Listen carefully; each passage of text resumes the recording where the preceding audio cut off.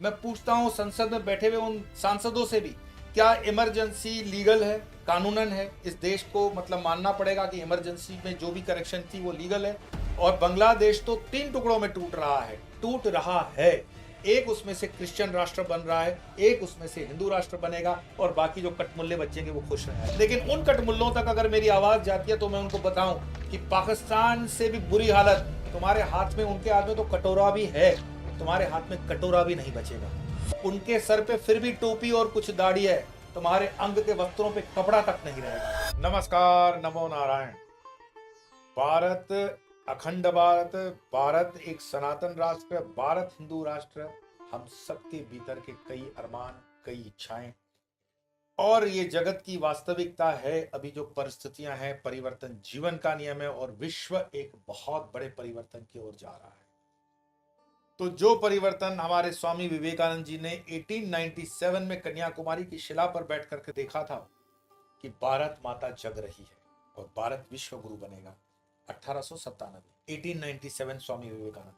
50 साल के बाद वही बात अरविंदो घोष ने भी कही, और यही बात वैज्ञानिक दृष्टिकोण से हमारे राष्ट्रपति अब्दुल कलाम आजाद ने कही, और यही बात अब घर घर में, हर दिल में हो रही है कि भारत अखंड राष्ट्र की ओर बढ़े। आप लोगों के कई प्रश्नों को जब मैं पढ़ता हूं कि अखंड राष्ट्र में क्या पाकिस्तान के कचरे को हम अकोमोडेट करेंगे, बांग्लादेश वालियों को रखना पड़ेगा, यहां पर परिस्थितियां बदल गई है। और मैंने जो आपको थंबनेल में आप पढ़े हैं 4 हिंदू राष्ट्र, मैं इसको बिल्कुल लॉजिकल तरीके से आपके सामने प्रस्तुत कर रहा हूं कि ये 4 हिंदू राष्ट्र तो हैं ही, सिर्फ जैसे कहते हैं ना कि एक घंटी बजाने की देरी है। लेकिन इन 4 हिंदू राष्ट्रों के अलावा भी बुद्धिजीवी वर्ग एक विचार कर रहा है कि दुनिया में सनातन सर्किट बन सकती है। सनातन सर्किट मतलब समझते हो? बुद्धिज्म और हिंदू राष्ट्रों की आपस में एक सर्किट बन जाए। पहले मैं आपको बता दूं, वो 15 राष्ट्र जो बुद्ध धर्म से बहुतियात हैं और वहां पर बुद्ध धर्म है, वो है हिंदू बुद्धिस्ट संघ की नींव रखने वाले Bhutan, Cambodia, Myanmar, Sri Lanka, Thailand, Laos, चीन, हांगकांग वाला। और चीन का अगर विभाजन हो जाता है तो चीन पूरा बुद्धिस्ट है, ये भी आप ध्यान में रखेंगे। Macau, Japan, Singapore, Taiwan, Vietnam, उत्तर कोरिया, दक्षिण कोरिया, ये बुद्ध सर्कल है, बुद्धिस्ट। और जिन 4 नेशंस की मैं बात कर रहा हूं कि ये हिंदू राष्ट्र होने जा रहे हैं, वो है भारत, नेपाल, बंगभूमि बांग्लादेश से टूट करके, और मॉरिशस। बांग्लादेशियों के कुकर्म, मुल्लाओं के कुकर्म उनको हिंदू राष्ट्र बनाने के लिए मजबूर करेंगे। और बंगाल का हिंदू जग चुका है। बंगाल में बंगभूमि की जो मांग है हिंदू राष्ट्र की, वो प्रखर होकर के बाहर आ रही है, क्योंकि हर चीज की अति का एक अंतिम निर्णय होता है। जिस तरह से बांग्लादेशी अपने किए हुए उपकारों को भूल करके भारत ने उनको क्या दिया है, हिंदुओं ने उनको क्या दिया है, ये उपकार वो भूल करके जिस तरह से वहशियत तरीके से व्यवहार कर रहे हैं, वहशी व्यवहार, ये उनके विनाश का कारण बनेगा। और बांग्लादेश तो 3 टुकड़ों में टूट रहा है। एक उसमें से क्रिश्चियन राष्ट्र बन रहा है, एक उसमें से हिंदू राष्ट्र बनेगा, और बाकी जो कटमुल्ले बचेंगे वो खुश रहे ISIS के साथ। लेकिन उन कटमुल्लों तक अगर मेरी आवाज जाती है तो मैं उनको बताऊं कि पाकिस्तान से भी बुरी हालत तुम्हारे हाथ में, उनके हाथ में तो कटोरा भी है, तुम्हारे हाथ में कटोरा भी नहीं बचेगा। उनके सर पे फिर भी टोपी और कुछ दाढ़ी है, तुम्हारे अंग के वस्त्रों पे कपड़ा तक नहीं रहेगा। इतनी भुखमरी होगी क्योंकि बांग्लादेश के भी पानी को भारत कंट्रोल करता है, और उस नापाक पाकिस्तान को भी पानी से हम ही कंट्रोल करते हैं। लेकिन भारत का हिंदू राष्ट्र समावेशी है, सबका प्यार देने वाला, आदर देने वाला। हम हमेशा बड़े भाई की भूमिका में रहेंगे। लेकिन जो गतिविधियां नेपाल के अंदर हो रही है वो ध्यान देने योग्य है। मैं कहूंगा कि आप नेपाल के हिंदू राष्ट्र होने की जो क्लिप है वो BBC के मुख से सुनो। नेपाली कांग्रेस के कुछ नेताओं ने संकेत दिया है कि अगले हफ्ते होने वाली पार्टी महासमिति की बैठक में नेपाल को हिंदू राष्ट्र बनाने की मांग पहले से ज्यादा व्यापक रूप से उठाई जा सकती है। अब ये BBC की रिपोर्ट है, और ऐसे अनेकों रिपोर्ट है कि नेपाल के अंदर बहुत बड़ा आंदोलन चल रहा है हिंदू राष्ट्र होने का, क्योंकि उन्होंने देख लिया राजनीति के अंदर जब आप डेमोक्रेसी या लोकशाही का सहारा लेते हो तो उसमें धर्म को वो तोड़ देते हैं। और नेपाल का जो धर्म है वो हिंदू था, हिंदू है, हिंदू ही रहेगा, क्योंकि नेपाल, जिसको गोरखा राष्ट्र कहते हैं, गोरक्षनाथ की भूमि है। और गोरखा, गोरक्षनाथ, गोरखपुर और स्वामी गोरखपुर के जो अधिपति हैं गादी के, योगी आदित्यनाथ। योगी आदित्यनाथ भविष्य के भारत के प्रधानमंत्री हैं, इसलिए नेपालियों को भी लगता है कि अब हिंदू राष्ट्र करने में वापस एक बार जो पहले था। लेकिन सोनिया गांधी की सरकार के समय उस राष्ट्र में परिवर्तन करके हिंदू राष्ट्र से उसको सेक्युलर किया गया। ऐसे ही जैसे भारत के अंदर इमरजेंसी लगा करके उस कॉन्स्टिट्यूशन के अंदर सेक्युलर वर्ड लग दिया। मैं पूछता हूं उन सारे बुद्धिजीवियों से, मैं पूछता हूं सुप्रीम कोर्ट से, मैं पूछता हूं संसद में बैठे हुए उन सांसदों से भी, क्या इमरजेंसी लीगल है, कानूनन है? इस देश को मतलब मानना पड़ेगा कि इमरजेंसी में जो भी करेक्शन थी वो लीगल है। अगर वो लीगल नहीं है, इमरजेंसी इलीगल है, इंदिरा गांधी का वो कृत्य कुकर्म है, तो उसमें की हुई करेक्शन सेक्युलर शब्द को हटाना बहुत जरूरी है, जो हट जाना चाहिए बिना किसी विरोध के। जैसे कश्मीर से 370 उठ गया, ऐसे कॉन्स्टिट्यूशन से सेक्युलर शब्द किसको खुश करने के लिए रखा गया है? चंद कटमुल्लों को खुश करने के लिए?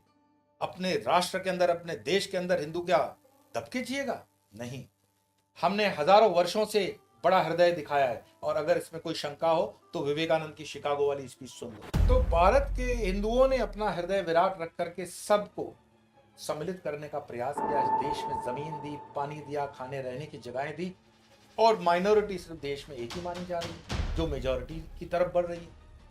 मुझे बताओ, इस देश में सबसे अगर कोई माइनॉरिटी है तो वो पारसी है। क्या पारसियों ने इस देश में योगदान और विकास नहीं किया है? कभी सुना है पारसी अपने आप को इनसिक्योर फील करता है? दूसरा, सिख, इस देश में सिखों के योगदान को हिंदू भी नहीं भूलेगा, और सिखों का आज भी बहुत बड़ा योगदान चल रहा है, माइनॉरिटी है। जैन, इस देश की पूरी संस्कृति के अंदर जैन संस्कृति बिल्कुल दूध और शक्कर की तरह हजारों वर्षों से। लेकिन इस देश का मुसलमान ही अपने आप को क्यों इनसिक्योर कभी कभी फील करता है? कुछ मुट्ठी भर लोग जो कहते हैं, वो क्यों? ये सिक्योरिटी इनसिक्योरिटी उनकी राजनीतिक इनसिक्योरिटी है। लेकिन भारत का जो मनोविज्ञान अगर पढ़ेंगे हम, यहाँ के रहने वाले जितने भी मेजॉरिटेरियन लोग हैं, अब इसमें कोई संशय नहीं है कि वो एक सनातन हिंदू राष्ट्र की तरफ बढ़ रहे हैं।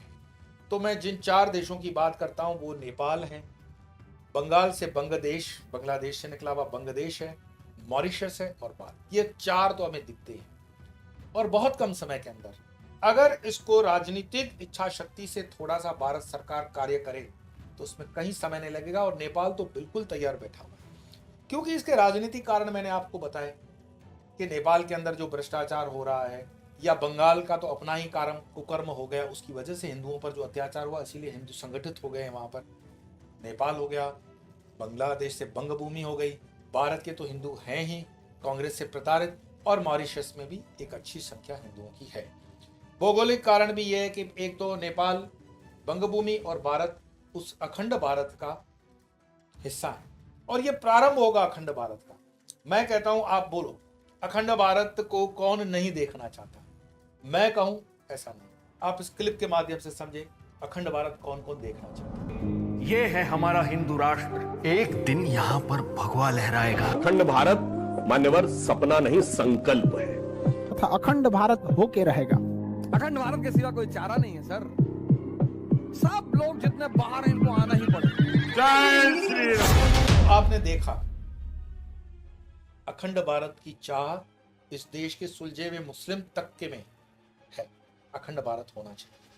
तो ये रहे राजनीतिक और भौगोलिक कारण। धार्मिक कारण तो ये है कि ये संस्कृति भारत उपमहाद्वीप की एक ही संस्कृति है, चाहे इसमें जैन रहे, सिख रहे, पारसी रहे, या फिर कोई भी माइनॉरिटी का दूसरा धर्म पले, वो एक भारतीय संस्कृति है। यहाँ का इस्लाम भी भारतीय इस्लाम, क्योंकि सूफीवाद को कभी भी अरबियों ने स्वीकार नहीं किया।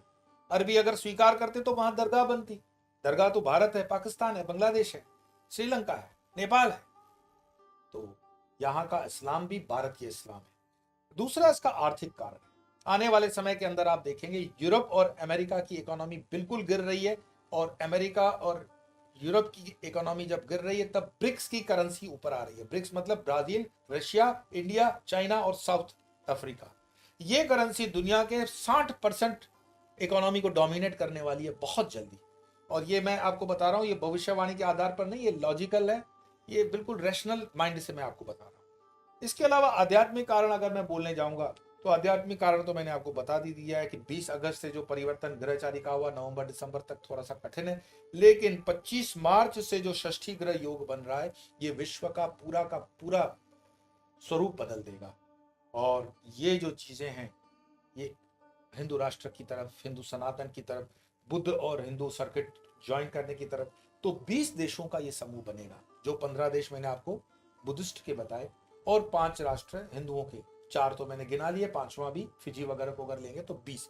ये 20 राष्ट्र अपने आप में इतने शक्तिमान होंगे कि वर्तमान के जो 57 इस्लामिक राष्ट्र हैं, हमें लगता है कि वो इस्लामिक राष्ट्र हैं, नहीं, वो कहीं से भी इस्लामिक राष्ट्र एक दूसरे के साथ प्रेम में नहीं है।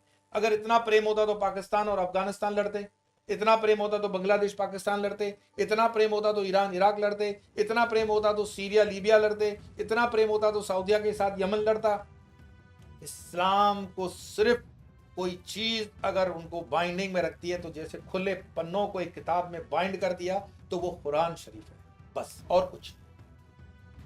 और इस चीज के थोड़े से ही इधर उधर होते ही ये राष्ट्र एक दूसरे के खून के प्यासे हो जाएंगे। और इतिहास गवाह है कि ये चीजें हुई हैं भूतकाल में भी।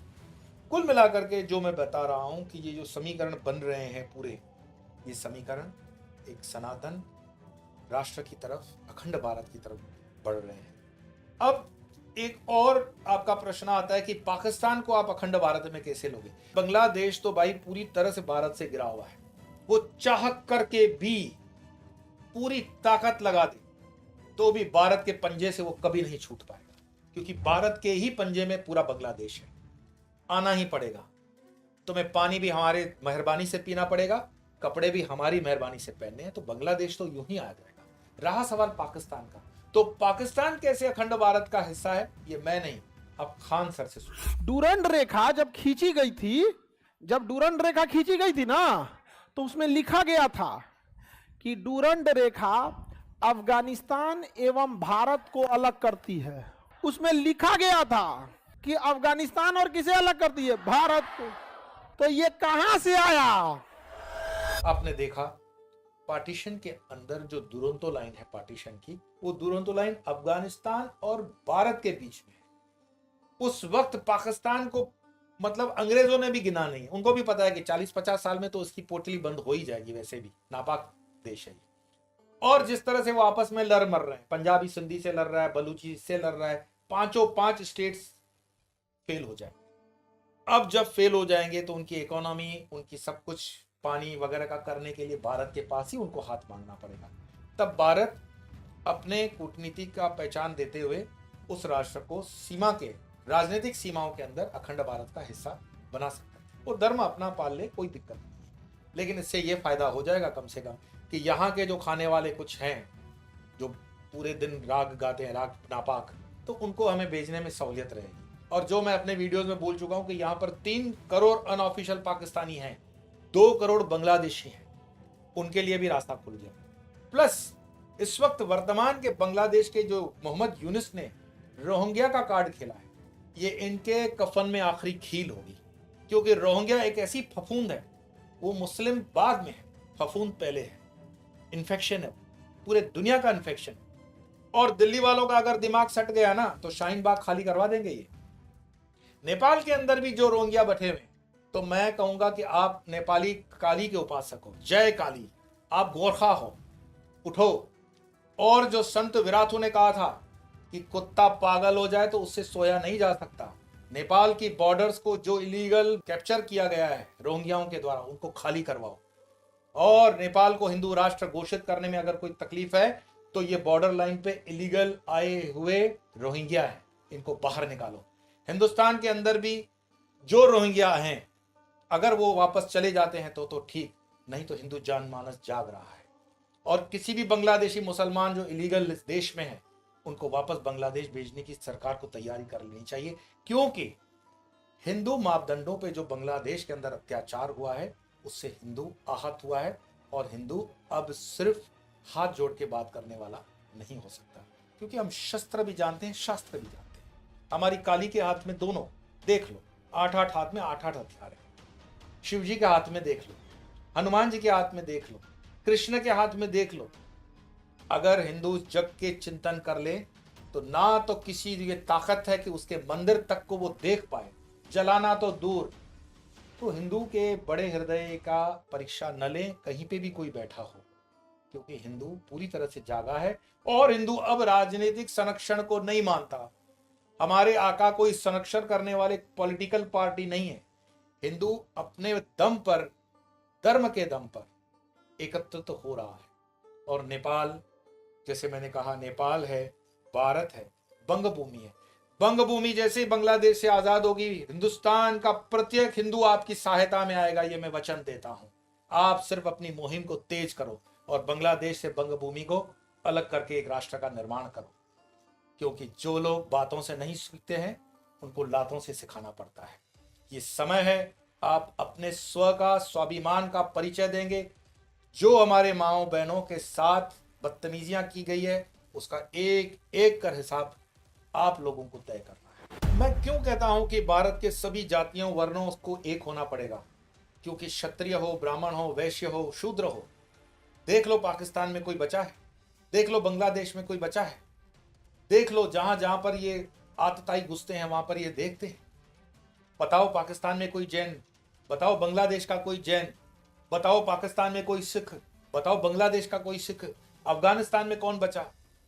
तो हमें हमारी कमियों को दूर करने के लिए भी एक होना पड़ेगा। ये समय की मांग है, एक होना ही पड़ेगा। मैं चाहता हूं कि इस स्वप्न को, जो हम स्वप्न कहते हैं पर ये विजन है, इसको हम जल्द से जल्द पूरा करें और जल्द से जल्द ये अखंड भारत और हिंदू राष्ट्र की तरफ हम बढ़े।